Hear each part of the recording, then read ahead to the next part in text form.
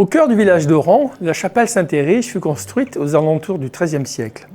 Le choix de son style architectural roman répondait à la nécessité de bâtir des édifices solides et durables dans cette région montagneuse, avec des conditions climatiques difficiles. Le recours à la pierre locale et à des toits inclinés permettait de faire face à la neige et aux tempêtes hivernales fréquentes dans cette vallée. Dans un premier temps, la chapelle était très petite et simple et n'était destinée qu'à accueillir les pèlerins de passage et les habitants de la vallée. Elle a été modifiée au fil des siècles, notamment au XVIe siècle, avec l'ajout d'éléments gothiques. La chapelle comporte une nef à charpente apparente, prolongée par deux absides voûtées en cul-de-four.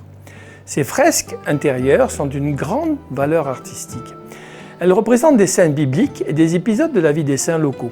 Il est probable qu'elles aient été réalisées par un groupe d'artisans itinérants spécialisés dans la décoration des chapelles de montagne. On peut constater la fraîcheur étonnante de ces fresques qui ont été réalisées avec la technique tempéra. Une fois le support enduit de chaux, une deuxième couche est appliquée, puis les motifs sont dessinés au fusain. Sur une troisième couche de chaux, les pigments dilués dans du jaune d'œuf et de latex de figuier sont appliqués. Les fresques de Saint-Érige représentent un ensemble iconographique typique de l'époque visant à instruire les fidèles sur les épisodes clés de la Bible. Les thèmes traités sont l'histoire de Saint-Érige, le Christ entouré du tétramorphe, l'histoire de Saint-Denis, l'histoire de Marie-Madeleine ainsi que des saints et des apôtres. On peut admirer dans la niche entre les deux absides deux anges qui soutiennent Sainte Marie-Madeleine entièrement enveloppée de ses longs cheveux dorés ainsi qu'une fresque où est représenté Saint-Érige entouré de bergers et de paysans. Dans l'abside est représenté un Christ pantocrator entouré des 4 évangélistes avec le livre de vie ouvert et le signe de la Sainte Trinité.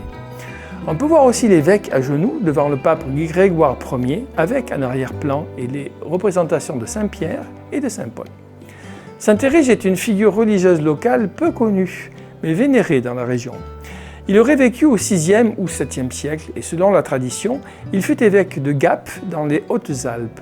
Il est réputé pour avoir eu une grande influence spirituelle sur la région des Alpes du Sud, où il est souvent associé aux montagnes et aux communautés rurales. La légende rapporte que Saint-Érige, poursuivi par des bandits, fut soulevé dans les airs et franchit la Tinée d'un seul bond avec son cheval et atterrit à l'endroit où devait être construite la chapelle. Il est le patron des bergers et des agriculteurs, profession très présente dans les Alpes-Maritimes à cette époque. Il était réputé pour guérir les enfants chétifs et en y apporter aussi des enfants morts sans baptême, et s'ils ouvraient les yeux pendant la messe, on se dépêchait de les baptiser pour qu'ils entrent au paradis. La population l'invoquait aussi contre le bégaiement, pour la pluie et la fertilité des terres.